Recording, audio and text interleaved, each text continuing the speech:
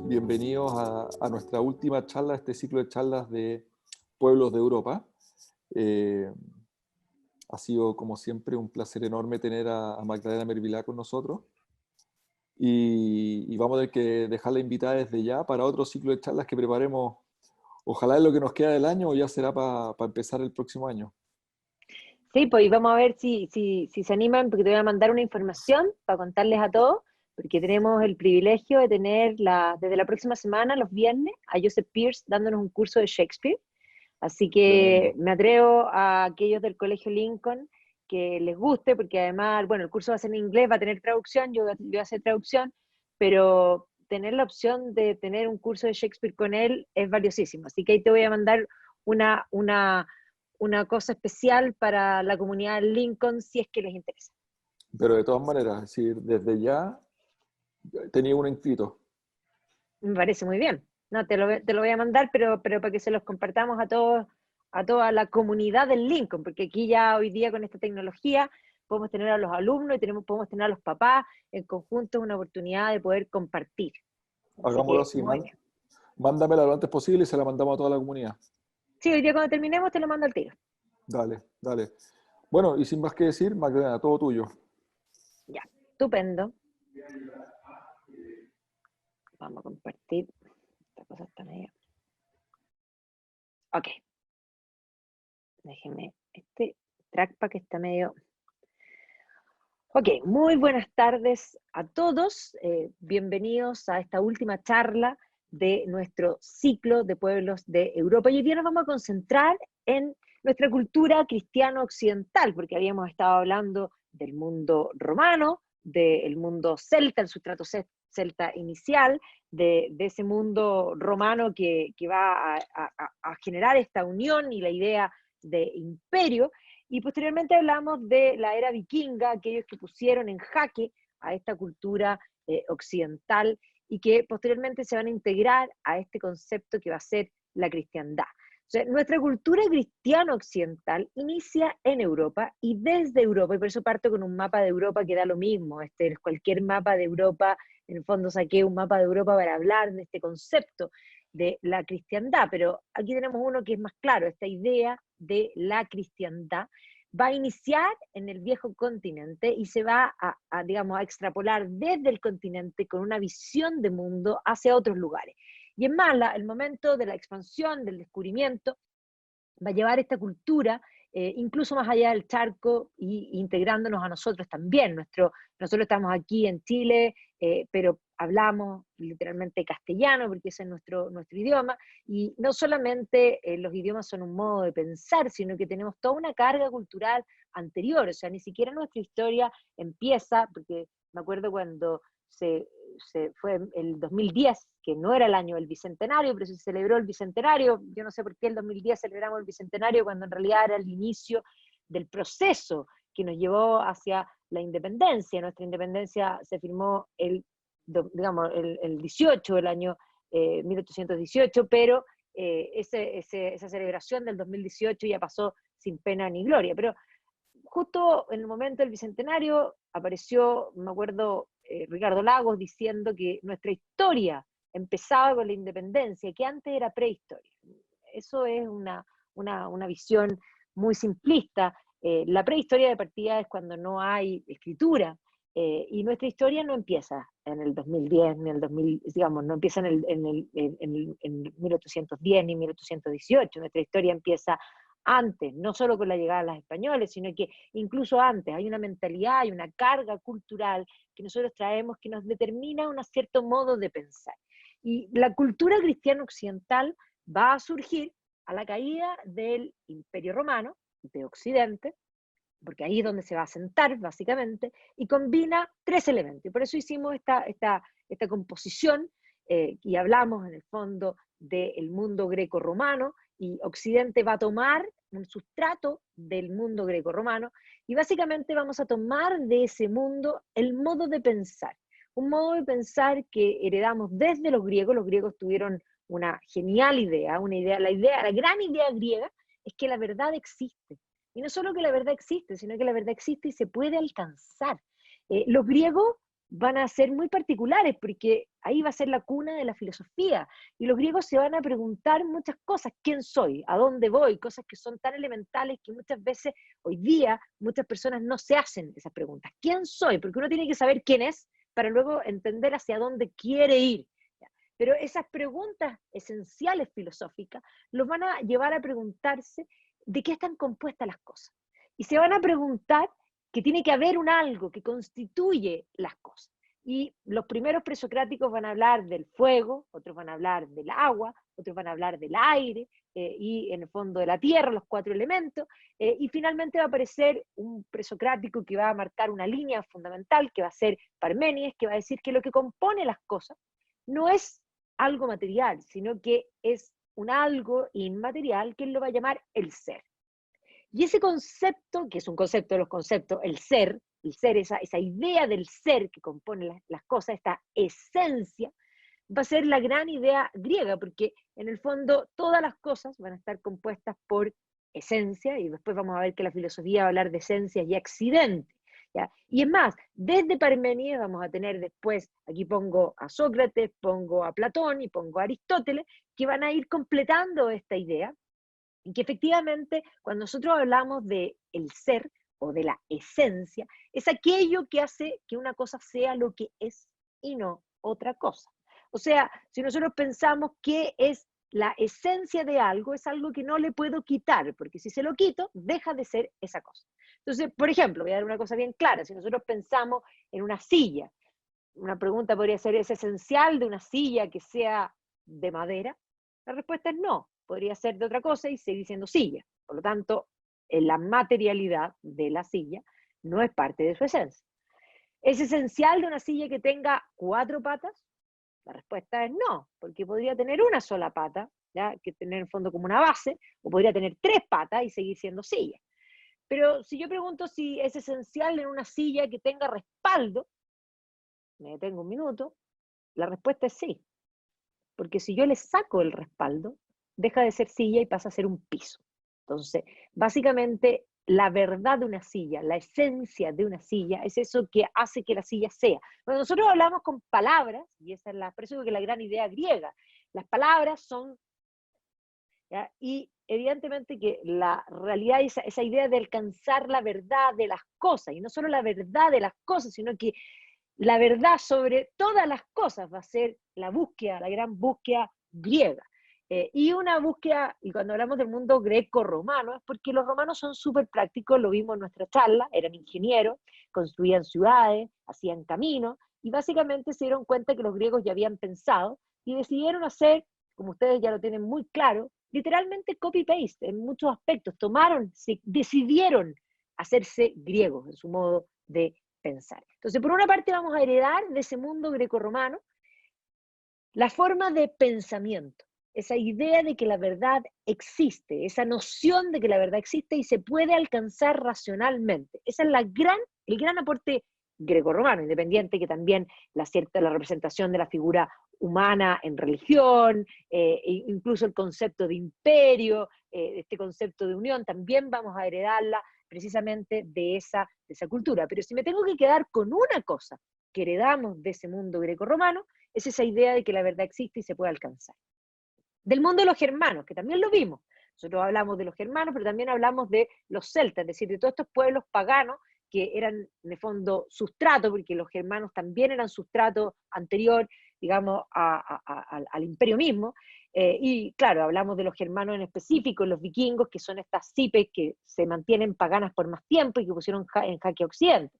Pero todos estos pueblos germanos tenían una estructura social atomizada, es decir, eran tribus o eran clanes, podríamos decir en el término celta específico escocés, donde eran en fondo grupos familiares ampliados, donde el jefe era el mejor guerrero, pero la CIPE 1 competía con la CIPE 2, cada uno había una competencia. Lo vimos en la misma era vikinga, cuando los vikingos asaltaban un lugar y lo volvían a asaltar el mismo lugar, otro grupo y otro grupo y otro grupo. Entonces, esa idea atómica de estructura social es algo que va a heredar Occidente. Si nosotros pensamos en nuestra cultura cristiana occidental, cuando se constituye, la primera organización política va a ser el feudalismo. Y el feudalismo tiene que ver con esa idea que viene de la cultura germana de la Sipe, donde los jefes guerreros se van a convertir en señores feudales, y donde los vínculos que eran de sangre, familiares ampliados, se van a convertir en vínculos ahora ya no necesariamente de sangre, sino que de vasallaje.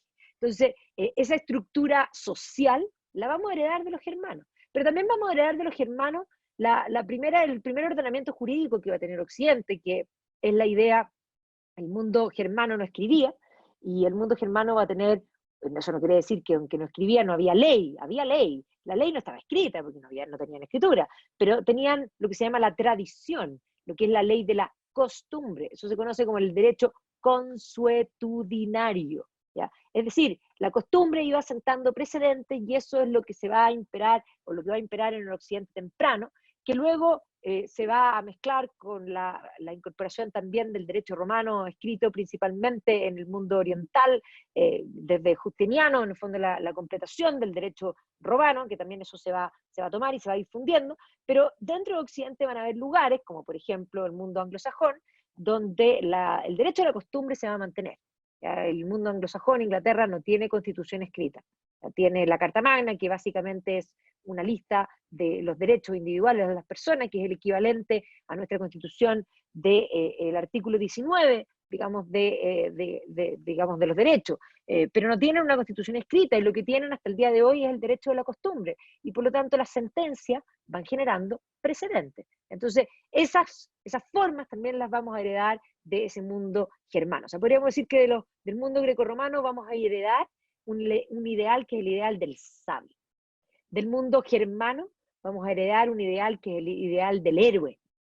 Y del mundo cristiano vamos a heredar un ideal que es el ideal del santo. Es el cristianismo, el que va a ser de amalgama de estas tres cosas. Porque efectivamente estas tres cosas podrían haber permanecido inconexas. Sin embargo, el cristianismo va a ser como de goma de pegar, podríamos decir, que va a permitir que estas cosas que estaban separadas terminen juntándose. O sea, precisamente cuando cae el Imperio Romano, estos elementos se van a ir de alguna manera conjugando. Entonces, por una parte, este modo de pensar griego, que lo heredan los romanos y que posteriormente se va a mantener en Occidente esta visión, esta idea de conocer la verdad.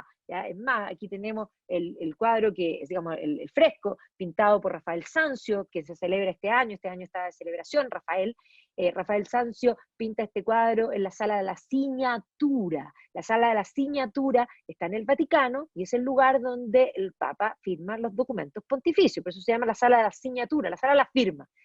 Y esta sala tiene dos cuadros, o sea, dos frescos. Por una parte está este que se llama la Escuela de Atenas, donde Rafael lo que muestra es que los antiguos atisbaron la verdad.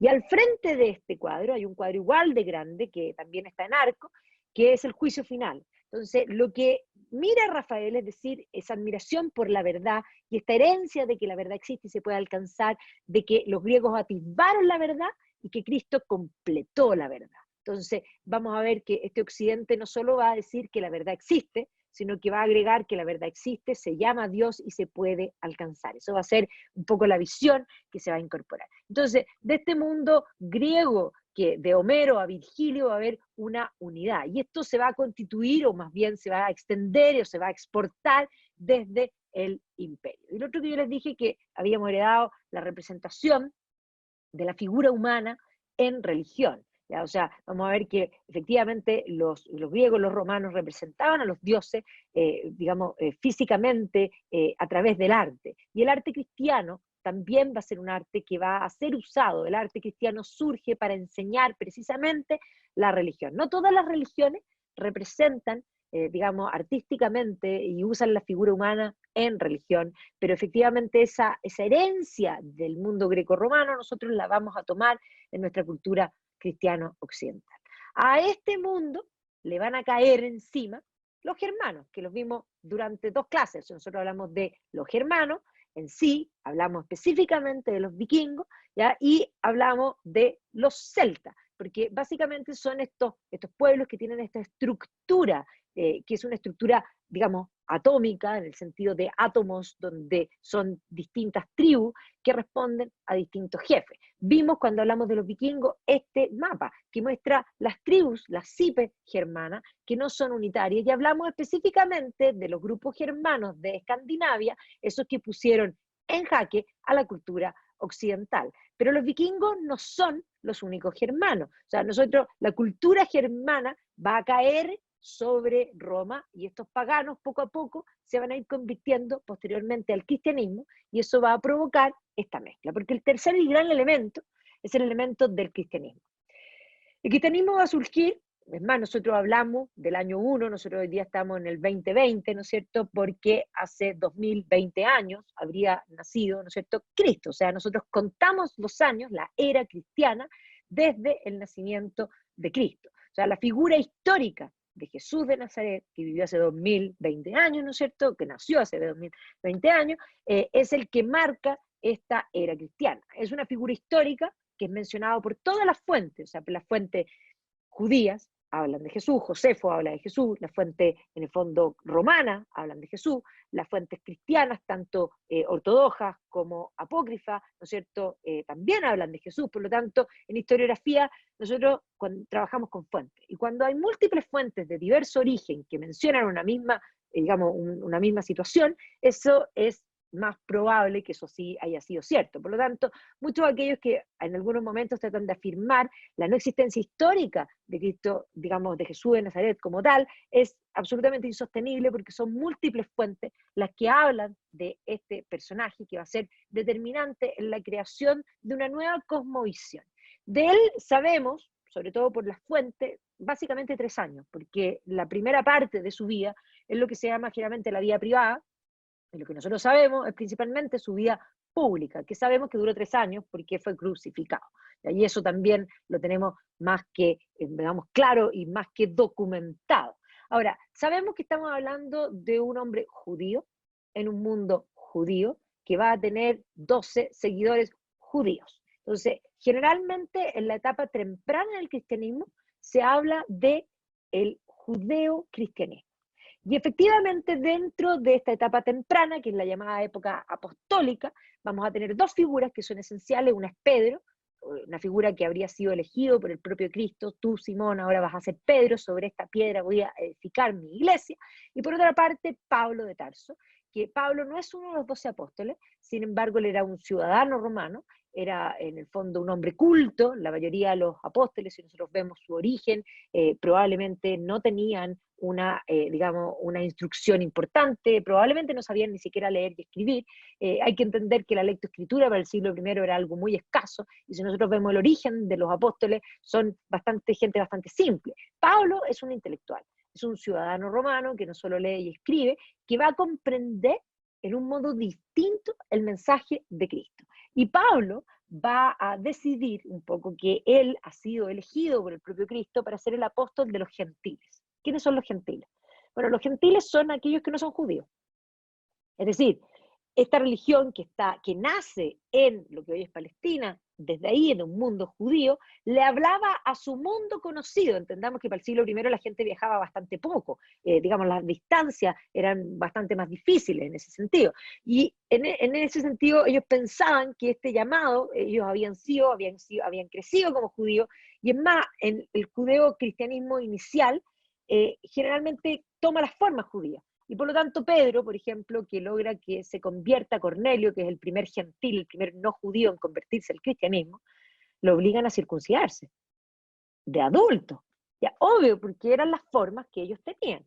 Pero Pablo va a entender que el llamado de Cristo es un llamado universal, que la salvación no es solo para los judíos, es para los, en el fondo, circuncidados, y para los que no están circuncidados, para los judíos y para los no judíos, para los judíos y para los gentiles, y por lo tanto es un llamado universal. Y ahí viene la palabra universal es la palabra católico. La palabra católico significa que la salvación es para todos. Y Pablo, que se va a convertir al cristianismo, porque era un persecutor de cristianos inicialmente, va a tener ese fervor propio de los conversos, va a hacer grandes viajes dentro del imperio, y va a empezar a predicar el cristianismo, y se va a convertir en este apóstol de los gentiles, que evidentemente tanto Pedro como Pablo van a terminar finalmente en Roma, en la ciudad de Roma, porque Roma era la capital del imperio, la ciudad más importante, era el lugar donde si el llamado de Cristo era universal, bueno, ¿dónde había que hacer el llamado? En Roma. ¿Ya? O sea, básicamente ellos Pablo va a hacer grandes viajes, los viajes de Pablo. Yo dije que la gente en el siglo I viaja poco, sí, todos viajaban poco con excepción de algunos personajes, y la primera gran excepción es sin duda Pablo de Tarso. ¿Ya? O sea, Pablo de Tarso va a tener una cantidad de millas náuticas no menor, y el resto considerémoslo a caballo y a pie, o sea, va a literalmente caminar muchísimo. Y así se va a iniciar este cristianismo que se va a insertar en el imperio, que va a tener una primera etapa, y evidentemente comprendamos que el imperio no tenía ningún problema de incorporar nuevas religiones, no ninguna, conquistaban lugares y conquistaban territorio y ganaban nuevos dioses. Es más, los emperadores consideraban que mientras más dioses hubiesen, mejor, ¿ya? Pero el gran problema es que el cristianismo consideraba que su Dios era el único Dios, y por lo tanto no estaba dispuesto a que su Dios estuviese dentro del panteón junto con los otros dioses. Por lo tanto, la historia temprana del cristianismo dentro del imperio va a ser una historia donde van a ser perseguidos, y van a ser perseguidos precisamente por no querer, digamos, incorporarse, y por no querer incluso reconocer al emperador en su deidad, digámoslo de esa forma, y por lo tanto van a ser vistos como sediciosos. O sea, la historia temprana del cristianismo dentro del imperio va a ser una historia de persecuciones primero literarias, y por eso los primeros autores cristianos son llamados en el fondo apologetas, porque defienden al cristianismo de las persecuciones literarias de aquellos que son contrarios al cristianismo.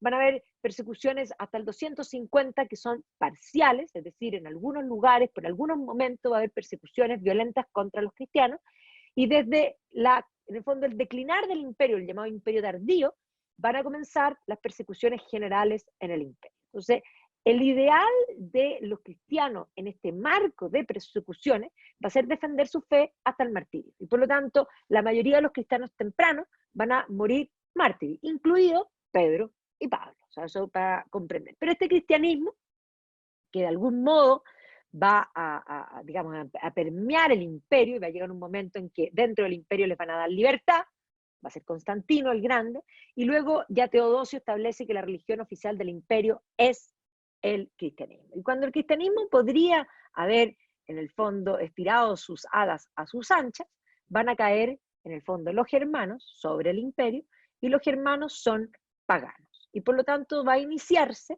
lo que se conoce como la reconversión de Europa. Y en esta reconversión de Europa va a haber una labor tremendamente importante, doble. Por una parte, desde Roma van a mandarse emisarios a distintas partes de Europa para tratar de recuperar el cristianismo. Recordemos que el imperio cuando cae es un imperio cristiano, pero por otro lado va a surgir en Irlanda un cristianismo alternativo. Irlanda no había sido, digamos, ocupada por los romanos, por lo tanto no había sido romanizada, y desde Irlanda la figura de Patricio, aquí está San Patricio, que era un galés que había sido tomado prisionero como esclavo para ser llevado a Irlanda, se va a criar ahí y luego va a huir y se va a hacer sacerdote, va a decidir volver a Irlanda para convertir y llevar el cristianismo a Irlanda. Y va a ser Patricio el primero en iniciar la idea de empezar a fundar monasterios, es decir, comunidades religiosas que se asientan en un territorio y que de alguna manera tienen una cierta parte del territorio establecido para sus acciones, podríamos decir, de evangelización. Y por lo tanto esto va a ser muy eficiente. El Patricio era una persona muy enigmática, va a generar un montón de comunidades. Entre ellos lo van a seguir este personaje que está aquí al lado, que tiene una arpita en la mano, que se llama San Columba. San Columba va a ser un seguidor de Patricio, que va a ser del clan de los O'Neill, que es un clan muy importante dentro de Irlanda, que va a viajar hacia el norte digamos, de Irlanda y va a cruzar hacia las islas de Escocia y se va a instalar en Escocia, y la acción de Columba va a implicar la conversión de Escocia. Columba a su vez va a tener seguidores como Adrian, que lo hablamos la semana pasada. Hablamos de San Adrian, que se instala en Lindisfarne, y va a comenzarse la conversión al cristianismo de las Islas Británicas. Y por otro lado, Roma va a mandar emisarios también, que desde el sur también van a empezar a convertir. Entonces, un momento clave va a ser este, que también lo alcanzamos a mencionar la semana pasada, porque yo di el contexto, cuando Clodoveo, rey de los merovingios, del llamado reino de los francos, establecido, que le va a dar el nombre al país de Francia, se va a convertir al cristianismo. Y Clodoveo, como muchos otros reyes, se van a empezar a ser cristianos, y por lo tanto esta cristiandad que va a tener una identidad particular va a comenzar a surgir en los distintos territorios de Europa. Y va a haber algo en común, independiente, que tienen algo distinto, muchas cosas distintas, pero lo que tienen en común es una visión de mundo emanada del cristianismo. Y efectivamente en Occidente va a ser la figura de San Benito de Nurcia, quien va a terminar unificando los monasterios. Estos monasterios que inventa Patricio eran todos distintos. O sea, cada monasterio tenía reglas distintas, y podríamos hablar de monasterios, pero no de la institución del monacato, ¿ya? Pero Benito va a establecer una regla unitaria para, en el fondo, lo que va a ser los monasterios y todos los monasterios. Y esta regla básicamente se establece como ora et labora, es decir, hora, oración y trabajo, y va a surgir esta regla de los benedictinos que se va a extrapolar y que va a permitir que los monasterios se conviertan en una red en todo el territorio europeo, y que comiencen a ser los centros que van a lograr combinar estos tres elementos, es decir, el saber antiguo del mundo grecorromano, el saber oral de ese mundo germano, y el cristianismo lo van a convertir, es como la juguera donde se va a mezclar todos estos tres elementos y van a ser Occidente. No es exagerado decir que nuestra cultura cristiana occidental va a nacer precisamente en estos monasterios. Entonces, en estos monasterios va a haber siempre un scriptorium.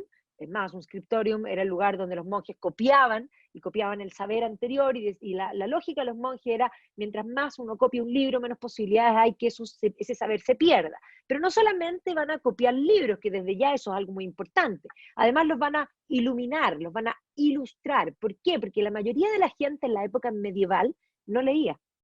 En el mundo antiguo tampoco la mayoría de la gente leía. Eso no quiere decir que los romanos no tenían lectoescritura, sí tenían, pero la mayoría de la gente no sabía leer y escribir, y por eso existían los escribas. Los escribas eran los que le escribían a los que no sabían, y le leían las cartas a los que no sabían leer y escribir. Bueno, entonces, el mundo de hecho va a ser oral hasta la invención de la imprenta, básicamente porque ahí recién se va digamos, a extender la lectoescritura. La combinación de la imprenta con la reforma religiosa, que llama la libre interpretación de la escritura, es lo que va a permitir la extensión de, digamos, de la lectoescritura.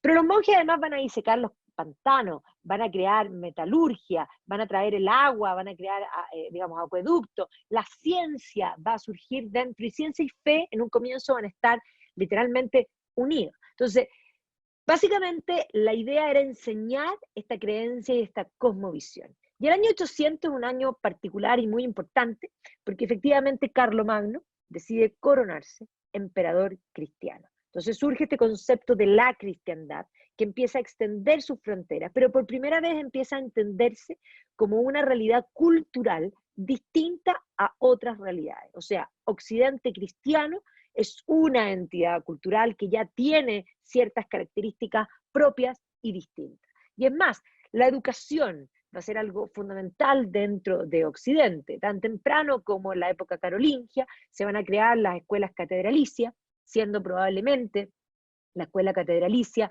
de Alcuino de York una de las escuelas más importantes. Alcuino era de York, es decir, era de Inglaterra, pero enseñaba en el Imperio Carolingio. El Imperio Carolingio, si nosotros miramos el mapa, vuelvo atrás, es básicamente Francia, Alemania y el norte, en el fondo, de Italia. Entonces, la cristiandad inicial es una cristiandad inmensamente móvil, donde además era fácil que fuera móvil porque el idioma era uno, era el latín, el idioma de la intelectualidad era el latín, y daba lo mismo si venía de York, si venía de Italia, si venía de distintos lugares, porque el idioma intelectual era el latín. Entonces, de las escuelas catedralicias se va a pasar a los maestros libres, y de los maestros libres después se va a pasar a constituir lo que van a ser las universidades. Las universidades van a ser una fundación que van a ser desde la iglesia, para tener, digamos, un apoyo pontificio importante, y va a ser una asociación de maestros y discípulos en busca de la verdad. Ese mismo concepto de la verdad que hablábamos griega va a permanecer en Occidente y va a ir canalizándose con cada vez más fuerza. El Occidente cristiano, y aquí muestro cualquier mapa de Europa, comienza a entenderse como una cultura distinta, y ya para el siglo XI es una cultura que está madura. Y eso explica, por ejemplo, el por qué en el siglo XI cuando el Papa recibe el llamado del Basileo de Constantinopla, Alejo Comneno, pidiéndole ayuda para, en el fondo, recuperar y para protegerse del avance musulmán que lo está poniendo en jaque, eso va a hacer que el Papa Urbano II haga un llamado a la cruzada. Y las cruzadas muestran que Occidente se siente parte de una entidad común. ¿Y quiénes van a responder a este llamado? Bueno, van a responder caballeros, porque el llamado era los caballeros del siglo, a tomar la cruz y a ir a recuperar los santos lugares. Van a responder de los distintos lugares que hoy llamamos países de la cristiandad de forma unitaria. Y por lo tanto esto demuestra que se sienten parte de una cultura común. Y básicamente cuando nosotros vemos mapas como este mapa muestra el centro del mundo, porque ellos tienen una concepción de mundo cristiano, es Jerusalén. Entonces, Jerusalén es el centro del mundo, y esto va a explicar este movimiento. Las cruzadas básicamente son movimientos de occidente a oriente, son varias cruzadas y depende de los historiadores cuántas nominamos, donde estos movimientos van a tener un primer movimiento exitoso, que van a terminar tomando y fundando el reino latino en Jerusalén, pero posteriormente esto se va a perder, y todo el resto de las cruzadas va a ser intentar recuperar lo perdido, y no lo van a poder recuperar nunca más. Y básicamente no van a poder recuperar nunca más digamos, lo perdido, los reinos latinos en Jerusalén, porque los cristianos nunca más van a estar unidos. Los cristianos, y esto es algo que es tan propio del ser humano, en política cuando un mismo bando está desunido, generalmente no logran la fuerza. Y eso es lo que le va a pasar a los cruzados y que ha pasado tantas veces en la historia. Pero las cruzadas básicamente muestran esta identidad de Occidente de comprenderse como una cultura distinta que las permite movilizarse en masa hacia Oriente, pero también muestra el intercambio, porque en las cruzadas va a haber choque, sí, esto es lo que se conoce como una melee, pero también va a haber intercambio. Occidente se va a sofisticar, Occidente va a aprender, va a cambiar sus vestimentas, su modo de alimentarse, su música. ¿Ya? Oriente era inmensamente más sofisticado que Occidente. Y por lo tanto, las cruzadas van a explicar por qué el siglo XII es un siglo de gran esplendor y el siglo XIII es el periodo de mayor auge de, digamos, la alta Edad Media. Y esta alta Edad Media va a traer también consigo la idea de una visión de mundo y grandes intelectuales que van a comenzar a pensar esta cultura y, en el fondo, la realidad toda. Y por eso me detengo en esta figura que se llama San Anselmo de Canterbury, porque San Anselmo de Canterbury no solo va a creer que la verdad existe, se llama Dios, y se puede alcanzar. ¿Ya? Él va a admirar, él va a crear lo que es la visión escolástica del mundo. Es decir, Dios es lo más importante, el hombre es lo segundo más importante, y el mundo es lo tercero más importante. Está ordenado jerárquicamente. Y Dios, que es lo más importante, que Dios es el logos, Dios es la razón, así comienza en el fondo la escritura, Dios es, al principio estaba el verbum, dice, ¿no es cierto?, la Vulgata, pero en realidad la traducción desde el griego es el logos, es decir, Dios es un ente racional que creó el mundo con pesos y medidas, y nosotros somos también entes racionales. Nuestro logos puede tratar de entender a Dios, y a Dios, según la visión escolástica, se puede llegar por dos vías, por la fe y por la razón, y estas dos vías trabajan en conjunto, son socias, van absolutamente atadas. Entonces la visión de San Anselmo es que la fe y la razón se necesita. Fides quærens intellectum. La fe busca al intelecto. Es más, él va a ver que la idea es fides, en el fondo, credo, va a decir él, credos ut intelligiam. Creo para entender.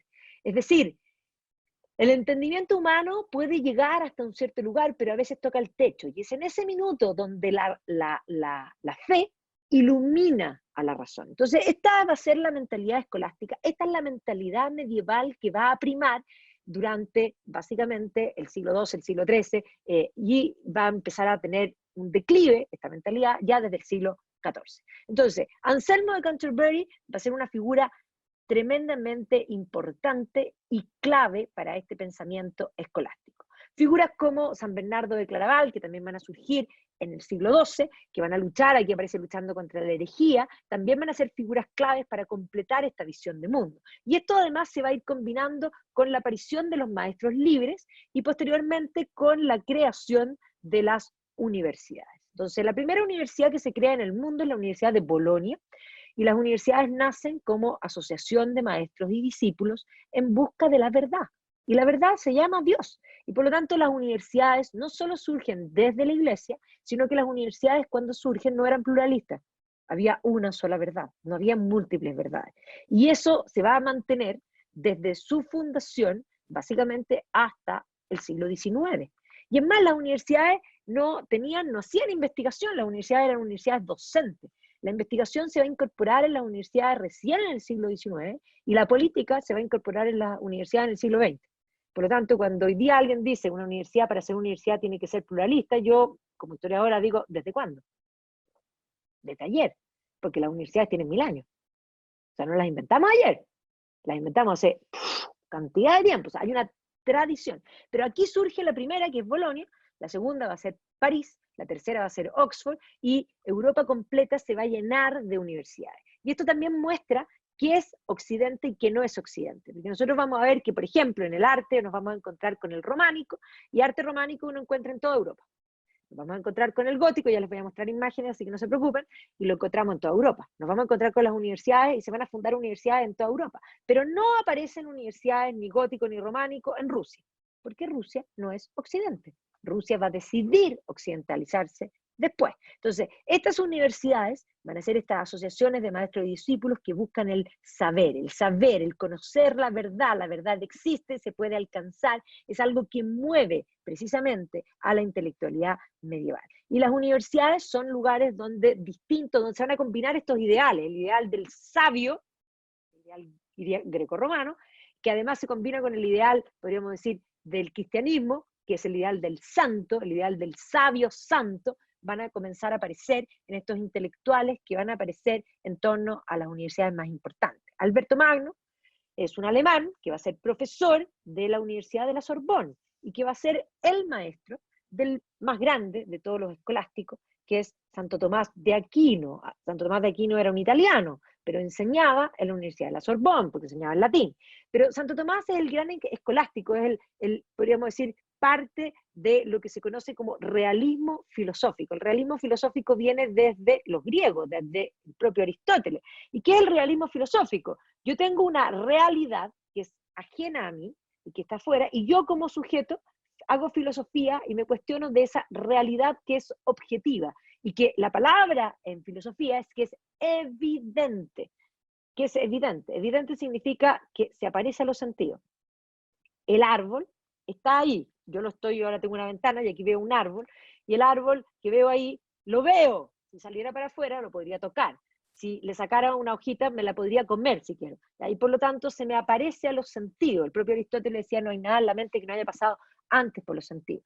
Y lo que va a hacer Santo Tomás de Aquino es tomar a Aristóteles, en el fondo, bajar esta teología y llevarla hacia la sensibilidad, creando esta corriente que va a ser el realismo filosófico, que va a imperar en Occidente hasta el siglo XVIII. ¿Ya? Eso para que lo tengan tremendamente claro, y que eso no quiere decir que hoy día no haya personas que defiendan el realismo filosófico, ¿ya? Pero quiere decir que van a aparecer nuevas corrientes, porque las ideas son los que estructuran básicamente nuestro modo de pensar. Entonces, Santo Tomás de Aquino va a escribir, ya que aparece con la Suma Teológica, aparece con un libro en la mano, va a escribir este gran compendio primario del saber occidental, que está ordenado igual que la escolástica, es decir, igual que esta pirámide que yo les dije, donde está Dios, lo más importante, el hombre lo segundo, el mundo lo tercero. Todos los primeros libros, que son los primeros libros, los más importantes, son acerca de Dios.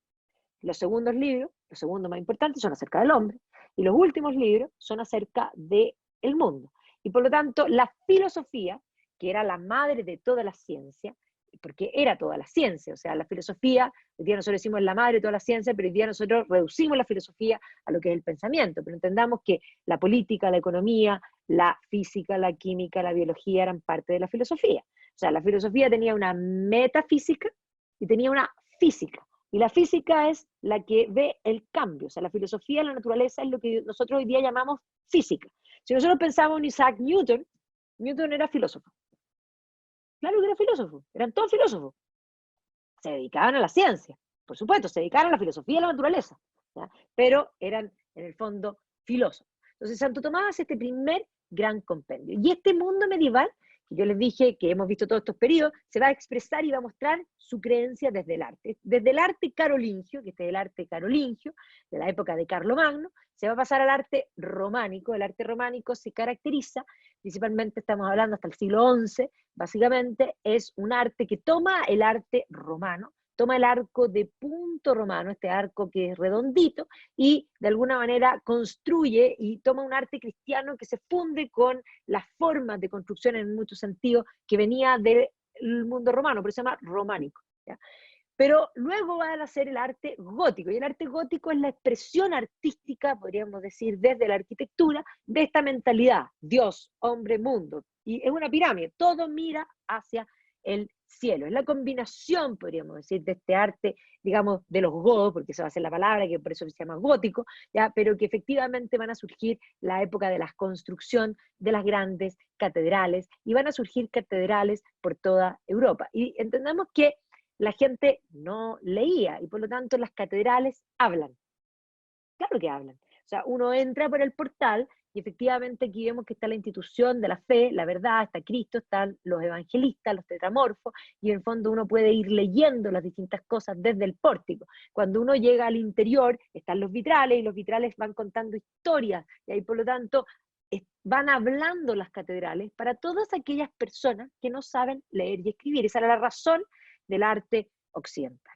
Ahora, comprendamos que este mundo, que tenía una coherencia, va a ir mutando, y precisamente el siglo XIV va a ser un siglo de grandes cambios, de cambios intelectuales, de cambios en el fondo que van a producir, en el fondo, además va a haber grandes catástrofes que van a terminar de cambiar la mentalidad de estos tiempos. Pero lo primero que hay que plantear es que para el siglo XIV, la actividad agraria era la actividad más importante, el mundo era principalmente agrario, y el siglo XIV va a tener una serie de dramas, principalmente porque van a haber cambios, primero van a haber inundaciones, van a haber sequía, y después de eso además va a golpear a Occidente la peste negra.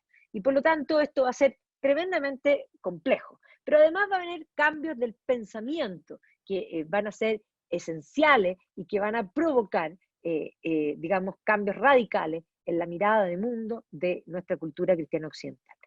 Yo les dije que en la escolástica la fe y la razón iban absolutamente de la mano. Bueno, durante el siglo XIV van a haber dos personajes, aquí les presento a Duns Scoto y aquí les presento a Guillermo de Ockham, dos personajes que por distintas vías van a terminar separando la fe y la razón. Lo que van a plantear, por una parte, lo que va a decir Duns Scoto, es que Dios no es razón, Dios es voluntad, Dios hace lo que quiere, no lo podemos tratar de conocer. Y que por lo tanto, cada vez que lo tratamos de conocer, Dios hace otra cosa. Por lo tanto, la razón no nos sirve para entender a Dios. Y por lo tanto, la fe es lo único que sirve y la razón queda absolutamente de modé. Por otro lado, Guillermo de Ockham va a usar otro argumento, que es un argumento que tiene que ver con la filosofía, que tiene que ver con el ser, con los conceptos. ¿Se acuerdan que yo les dije la verdad existe, la verdad se puede alcanzar? Y es el ser, las esencias. Bueno, Guillermo de Ockham va a ser el primero en plantear de que las esencias, esos que él llama universales, no existen ni en la realidad ni en la mente. Los griegos habían dicho, Platón decía que existía la realidad, que había un mundo donde existía el árbol, donde existía voy a inventar, pero la silla, la mesa, el hombre, donde estaba ese hombre que es todos los hombres, pero no es ningún hombre en específico, sino que es el concepto de hombre. Había un lugar donde habitaban esas realidades. Aristóteles va a decir, no hay un mundo donde está el hombre, no hay un mundo donde esté la mesa, sino que la mesa, el hombre, son conceptos y existen en la mente. O sea, cuando yo digo árbol, ustedes todos piensan en un árbol, independiente de que los árboles de ustedes sean todos distintos, ¿ya? Pero según Aristóteles, tenían existencia en la mente. Según Santo Tomás de Aquino, también tenían existencia en la mente. Pero Guillermo de Ockham va a decir algo muy distinto, va a decir que el árbol, la mesa, la silla, no existen ni en la realidad, no hay un mundo donde estén ahí, ni en la mente. Son flatus vocis. Flatus en latín es vacío, voces vacías. Ya, son voces vacías. Perfecto. Ok, no existe la mesa, no existe la silla, son solamente criterios para ordenar mentalmente. Perfecto, pero aquí hay un problema. ¿Qué pasa con Dios?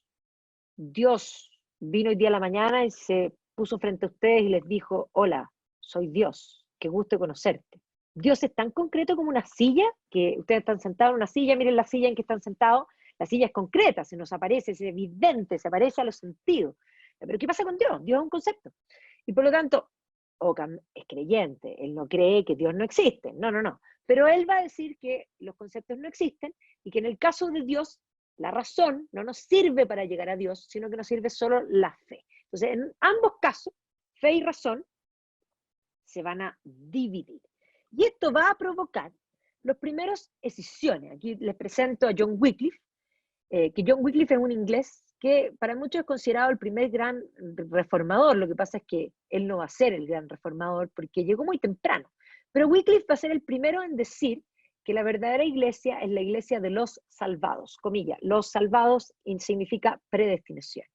Que los salvados no sabemos quiénes son, ¿no? quiénes son, y por lo tanto no podemos saber si los que se visten de iglesia podrían no estar salvados. Por lo tanto, él tiene dos ideas. Una idea es la predestinación y el no a la jerarquía eclesiástica. Ahora, Wycliffe se va a morir de viejo en su cama, pero Ian Hus, que lo pueden ver aquí, no se va a morir de viejo en su cama, va a decir lo mismo, pero lo van a quemar en la hoguera después del concilio de Constanza. Pero ni Wycliffe ni Hus son considerados el comienzo de la Reforma. Va a ser Lutero. ¿Y por qué va a ser Martín Lutero, que toma las mismas ideas? Porque Martín Lutero llega en un momento en que ya la imprenta está masificada y que por lo tanto sus ideas no solo las disemina, sino que las imprime, las circula y inicia este proceso que va a ser la Reforma. Entonces, la separación de la fe y la razón va a ser que la fe entre en el ámbito de la opinión. Y cuando la fe entra en el ámbito de la opinión, se produce la Reforma. Entonces, por una parte va a ser Martín Lutero, por otra parte va a ser Juan Calvino, por otra parte Enrique VIII, por razones muy distintas, específicamente movido por la lujuria, ¿no es cierto?, también va a romper con la iglesia. Y por lo tanto, la cristiandad, que era una y sólida, se va a dividir en múltiples cristiandades y básicamente va a asumirse en las guerras más, digamos, fratricidas que va a tener Europa, que son todas las guerras de religión. Y en eso vamos a estar cuando se produce que finalmente la razón que había quedado de modé va a encontrar un camino, un método. Entonces, se va a iniciar lo que llamamos el racionalismo. Y el racionalismo vamos a tener, en el fondo, a don René Descartes, y aquí está Francis Bacon, que por vías distintas, uno en el Reino Unido, otro en Francia, van a encontrar un método para orientar a la razón. Y van a inaugurar un periodo que se va a denominar posteriormente a ellos la Ilustración, porque ellos van a estar iluminados por la luz de la razón. Y precisamente aquí, con este movimiento, se va a producir un cambio. Antes era Dios, hombre, mundo. Bueno, ahora se va a producir el cambio. Vamos a poner el hombre, está primero. Es el hombre el que posee la razón. Luego está Dios. Esta gente todavía son creyentes. Y luego está el mundo. Básicamente Descartes dice, pienso, luego existo. ¿Qué significa eso? Eso significa que yo, con mi pensamiento, creo la realidad. Eso es lo que significa esa palabra. Eso significa que el árbol, que Descartes lo que va a hacer es dudar de los sentidos. El árbol, aunque yo lo vea, podría no ser. Y por lo tanto es mi pensamiento el que hace que el árbol sea. Ahí Aristóteles estaba revolcando en la tumba porque le diría, señor Descartes, el árbol es evidente, tóquelo, siéntalo, está ahí, está ahí. No es porque usted lo piense, pero lo que va a hacer Descartes es dar un gran paso de cambiar la filosofía, de ser una filosofía objetiva, a un camino que va a empezar a ser una filosofía que depende del sujeto. La subjetividad implica que en el fondo es el que conoce, el que hace la realidad. Y Francis Bacon, que va a inaugurar el método científico básicamente, va a llamar, también va a concentrar el antropocentrismo, en el fondo a instalar el imperio del hombre en el mundo, a dominar, a controlar la naturaleza. Y este antropocentrismo se va a manifestar en todas las dimensiones, se va a manifestar en el arte va a ensalzar a los reyes, se va a representar en la religión, va a surgir un Dios disminuido, ya no va a ser un Dios que tiene todos los atributos, sino que va a ser un Dios más, digamos, que tiene, ya no actúa en el mundo, Dios creó el mundo pero se fue a descansar, quedó cansado, el mundo funciona solo y nosotros los hombres somos los que estamos a cargo del mundo. Es más, en política va a surgir el concepto de la soberanía popular. ¿Quién es el soberano? Ya no es Dios, ahora es el hombre. Todo se va a mirar desde el punto de vista del hombre. Y la máxima expresión de este movimiento va a ser precisamente la Revolución Francesa, que va a no solamente a poner al hombre como primero, sino que además va a hacer un atentado y un ataque directo y frontal contra la iglesia establecida. Y de hecho va a ser un movimiento anticlerical importante. Y este movimiento, estas ideas que se van a llevar a cabo en el fondo, o se van a plasmar o se van a llevar a la práctica en la Revolución Francesa, van a terminar asentándose, institucionalizándose y exportándose estas ideas a través de Napoleón. Y precisamente en este periodo, y aquí me voy a detener un poco en el pensamiento, porque el pensamiento es inmensamente importante, porque sin pensamiento nosotros no entendemos la realidad. Precisamente cuando la Revolución Francesa terminó con el culto católico y estableció el culto a la diosa razón, en Alemania, un profesor que nunca viajó, sino que va a estar en su ciudad y su vida era una vida muy predecible, que iba de su casa a la universidad y de la universidad a la casa. De hecho, un día, cuando el profesor Immanuel Kant, así se llama, se demoró en volver de la universidad a la casa, muchas personas se preocuparon porque era un hombre de rutina y por lo tanto pensaron que algo le había pasado, ¿ya? Porque estaban muy acostumbrados que a esa misma hora pasaba. Pero este hombre que no salió de su ciudad, Königsberg, nunca salió y que era tan predecible, va a terminar cambiando el mundo para siempre. Porque mientras Robespierre coronaba a la diosa razón, a la razón como una diosa, es decir, todo lo podía, este hombre en Alemania va a decir que la razón humana no es una diosa, y no solo no es una diosa, la razón humana no es todopoderosa, la razón humana no puede conocer todas las cosas, la razón humana está limitada. Y va a escribir 3 libros que van a ser radicales en la filosofía, que son conocidas como las críticas. La crítica a la razón pura, que es la crítica al conocimiento, la crítica a la razón práctica, que es un libro relativo a la moral, la razón práctica si se denomina en filosofía todo lo que es la ética, la moral, y la crítica al juicio, que tiene que ver con, en el fondo, la lógica, que es otra área de la filosofía. Y Immanuel Kant lo que va a decir es que, es más, él va a tomar ideas que vienen desde Inglaterra, particularmente se va a basar en Berkeley y en Hume, en David Hume, que era un escocés, y David Hume es considerado para muchos la primera rama seca, en el sentido de que Hume es el primero en plantear que el conocimiento real, la verdad, no es alcanzable, no se puede lograr alcanzar la verdad. ¿Por qué? Porque lo que dice, Berkeley dice que la mente está presa. Aquí está mi mente. Y cuando yo me paro, mi entendimiento se va conmigo. Y si yo voy al baño, va conmigo. Y si yo voy a la cocina, va conmigo. ¿Ya? Pero yo no puedo conocer todo, porque estoy limitada, y lo que va a decir Kant es que estoy limitada por un tiempo y un espacio. Yo estoy aquí y ahora. Yo lo que puedo conocer es lo que está aquí y ahora. Y no puedo conocer lo que está allá y mañana, ni allá y antes de ayer. No, yo puedo conocer lo que está aquí y ahora, lo que se me aparece de la realidad. La realidad no se puede conocer. Lo que se puede conocer es lo que se aparece de la realidad. Por lo tanto, no conozco el nómeno, conozco el fenómeno. Y esto es lo que se va a denominar en filosofía la fenomenología. La fenomenología es esos atisbos de realidad que se nos aparece a cada uno. El gran punto es que yo tengo un tiempo y un espacio. Ustedes y cada uno en su casa tiene su tiempo y un espacio. Y una misma realidad, cada uno de ustedes la conoce de un modo distinto. El conocimiento es tan diverso como la cantidad de personas que lo están conociendo. Y por lo tanto, eso ya lo había dicho Hume. Hume dice que hasta el conocimiento es individual, que el mundo es un caos de sensaciones que nosotros ordenamos en la mente y cada uno las ordena distinto. ¿Qué significa esto? Esto significa que la verdad no es que no exista, sino que Kant es muy creyente. Kant no dice que no exista. Kant dice, puede que exista. El drama es que no lo podemos alcanzar. Dios puede que exista. Es más, él dice, hay que actuar como si Dios existiese, porque no podemos llegar a Dios. No hay posibilidad porque Dios no está aquí y ahora, sino que Dios está fuera del tiempo. Por lo tanto, ¿cómo podríamos conocerlo? No tenemos esa posibilidad racional de conocer a Dios. Y Dios es un concepto que implica el absoluto. Ese absoluto se dibuja. ¿Y qué es lo que va a pasar entonces? La filosofía va a tratar de dar, así como igual como cuando uno se cae al río, ya piensen que se cayeron a un océano y que están tratando de nadar. ¿Qué es lo que hace el hombre cuando se cae? Trata al agua, trata de nadar, aunque no sepa nadar, porque quiere salvar la vida. Bueno, el ser humano trata de aferrarse a algo, y algo que teníamos que era sólido, la verdad, de pronto, ¡fu!, desaparece. Es como cuando uno va, no sé, a estos toboganes. ¿Han visto? Hay un tobogán que tiene un piso y que de pronto te sacan el piso y uno se cae. Bueno, es exactamente lo mismo lo que va a suceder. Nos sacaron el piso.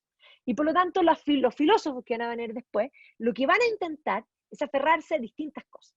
Entonces, después de Kant, la filosofía no va a ser la misma. O sea, uno habla en filosofía occidental antes de Kant y después de Kant. Kant generó un terremoto y pónganle grado 10 para que se imaginen el nivel de destrucción. Y por lo tanto hay que reconstruir. Y en esa reconstrucción van a aparecer por una parte los llamados idealistas y por otra parte los llamados positivistas, que van a ser dos corrientes de filosofía.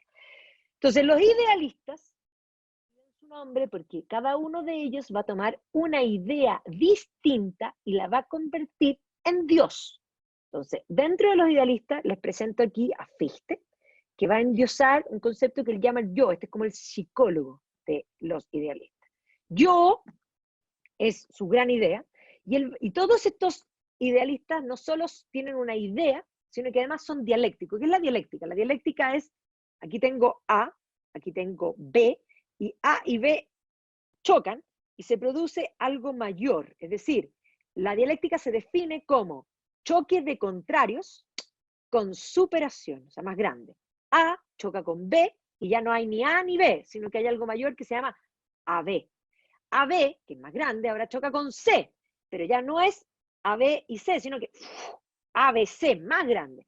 Y esto no termina en la Z, esto sigue. O sea, para la dialéctica y para los hombres del siglo XVIII y XIX, particularmente XIX, siempre el futuro es mejor que el pasado y siempre es ascendente. Eso explica el optimismo que tienen los hombres del siglo XIX. Entonces, Fichte cree que su Dios es el yo, es el psicólogo, y que el yo se enfrenta con el no yo y con eso se va afirmando su propia personalidad, él se mete en el asunto de la personalidad. Schelling cree que su absoluto es la belleza, este es el estético, este es el que le gusta el arte, y por lo tanto lo bello y lo feo es lo que se opone y desde ahí se construye. Pero este personaje es tremendamente importante, que se llama Hegel. Y Hegel es considerado el idealista absoluto, porque él va a crear un ente que no es una cosa particular, sino que se llama el espíritu, y el espíritu es toda la realidad. O sea, el espíritu es como un saco gigante, imagínenselo así, donde todo está dentro. O sea, todos ustedes, todo lo que está en todas sus casas, está dentro de este espíritu. Y adentro de este saco gigante, imagínense una bola de nieve, está la dialéctica y este espíritu va creciendo. No sabemos qué hay adentro del espíritu, no lo podemos conocer, solo podemos conocer lo que ya fue. Y el propio Hegel lo que va a crear va a ser una forma de comprender la realidad a través de esta dialéctica que va dentro del espíritu, de estas triadas que van explicando, y va creando un conjunto que lo que hace es crear la primera plataforma que va a permitir construir una religión laica. ¿Cómo va a haber una religión laica?